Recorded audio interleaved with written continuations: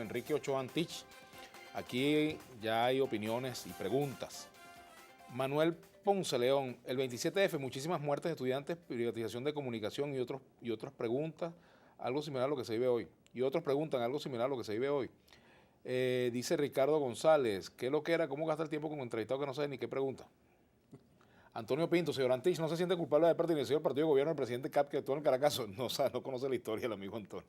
Pero bueno, tienes que responderle tú, no yo. Hay que ver que Vladimir Laguna, el hermano del ministro de la Defensa de CAP, y luego Darle Herrera, diputado y testigo del 27 de febrero. Ok. Excelente entrevista, Enrique Ochoa Antich. En el Caracazo y ahora en el Madurazo mueren nuestros estudiantes, todas las víctimas nos duelen, dice Ixa María Lezama. Ochoa Antich, uno de los políticos que más pintaba en la Cuarta República, pero luego una gran decepción, dice Ernesto Arenas. Javier José Lozada, ¿será que todo lo que pasó el 28 de febrero puede ser excusa para lo que se está haciendo hoy en día?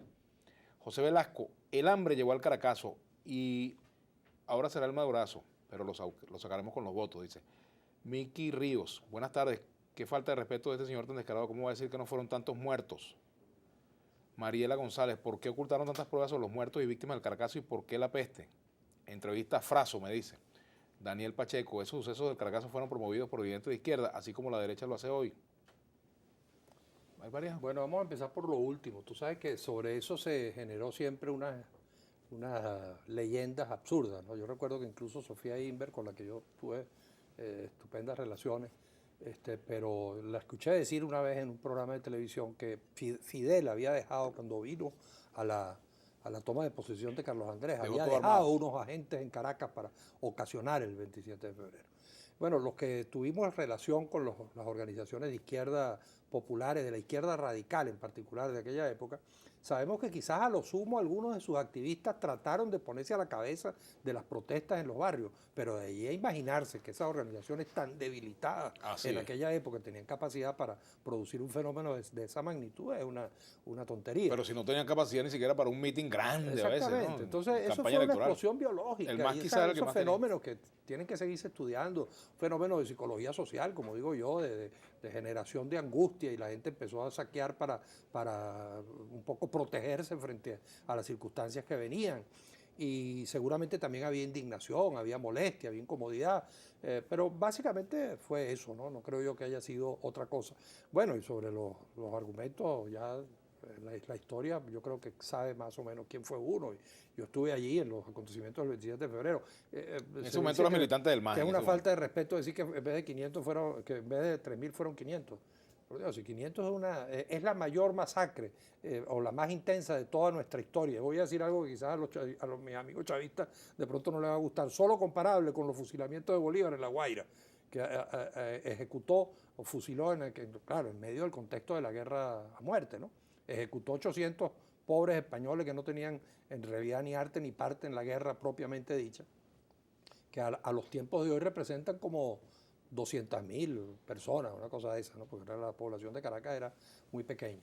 Entonces, bueno, es la masacre, una de las masacres más inaceptables, o sea, una masacre más intensa y un hecho absolutamente inaceptable en nuestra historia. Y si alguien ha denunciado ese hecho, durante toda mi vida he sido yo, sobre lo que ocurrió el 27 de febrero.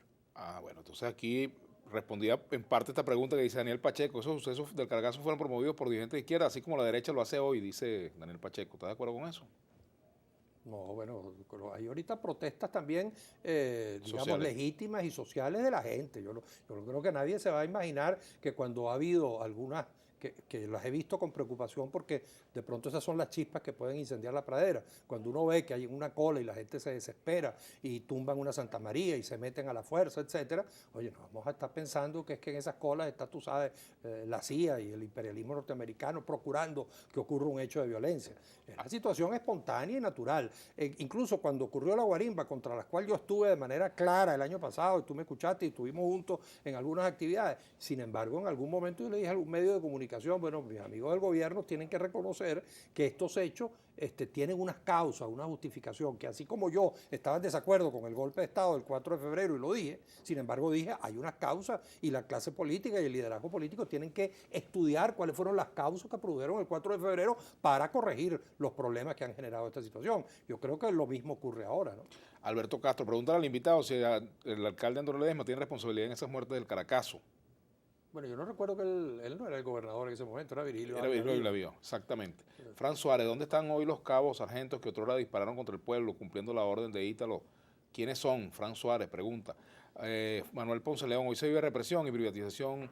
¿Acaso este gobierno no está haciendo lo mismo que el gobierno de Marcos Pérez Jiménez? Dice Manuel Ponce León. Bueno, fíjate que algo que justamente que yo señalaba en el segmento anterior, que varias veces he ido a los tribunales militares, es justamente pidiendo que algunos militares que fueron responsables de los hechos debieron haber sido sancionados. Sin embargo, creo que hicieron su carrera militar sin ningún tipo de problema. Bueno, yo sí hubiese esperado del sistema democrático puntofijista y de la democracia revolucionaria bolivariana que se hubiesen sentado, oye, algunos jefes precedentes en materia de sanciones a aquella violación a los derechos humanos. Porque está bien, yo también lo dije siempre, hay una responsabilidad fundamental, política, en Carlos Andrés Pérez y en Ítalo del Valle Aliegro. Que es el ministro de la Defensa. Claro, ahí tomaron una decisión que fue inaceptable. A mí Ítalo del Valle Aliegro una vez, que en el comité de familiares decidimos aceptarle una invitación cuando abrimos la peste, a Ítalo del Valle Aliegro, eso lo discutimos muchísimo, si lo íbamos a hacer, no lo íbamos a hacer. Y al final fuimos Susana González y yo, no sé si te acuerdas de ella, fuimos juntos y nos reunimos le aceptamos la conversación. Y él me dijo con la cabeza metida entre las manos, cuando yo le hablé de por qué habían entrado a los barrios a tratar de recuperar los saqueados, para después exponerlo como si fueran, tú sabes, unos trofeos de guerra sí, allí en la zona rental de la universidad, y me dijo, esos fueron órdenes de Pérez, fueron órdenes de Pérez.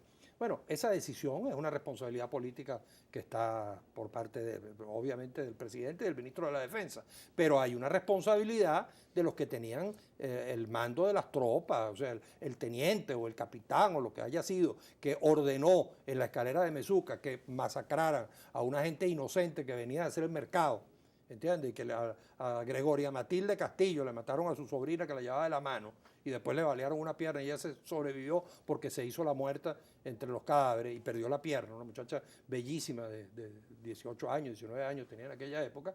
Bueno, ahí hay una responsabilidad de ese teniente o de ese capitán y eso nunca se estableció y seguramente nunca se establecerá. Pero bueno, es parte de las lecciones de la historia. De la historia. Rita Rodríguez hace una reflexión. El fantasma del 27 de febrero persigue al país, ensombrece la resolución de conflictos y amenaza el progreso y la paz.